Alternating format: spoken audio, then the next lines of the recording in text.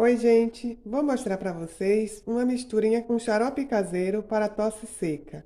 Para isso, você vai precisar de gengibre, limão, mel e um pouco de açafrão. Você rala uma colherinha de chá de gengibre, acrescenta o mel, um pouquinho do açafrão e o limão. E você vai tomando de 2 a 3 colheradas por dia. Você vai ver como a tosse vai melhorar. É instantâneo, é muito bom. A gengibre é um excelente anti-inflamatório, como a gente já sabe. O açafrão também. Aí junta com o limão e com o mel e finaliza. Você põe o limão.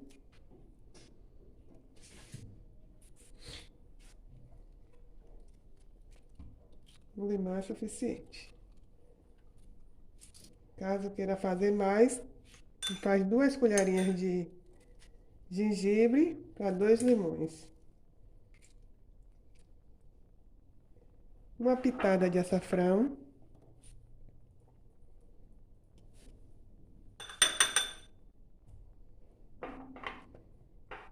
E 3 colherinhas de mel.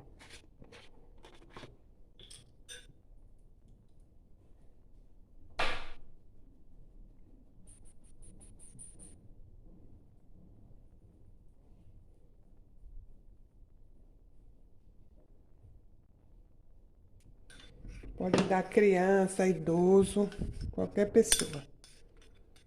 Bom, gente, aqui é a misturinha. Bom, gente, este foi o vídeo. Se gostou, já deixe seu like. E até o próximo vídeo.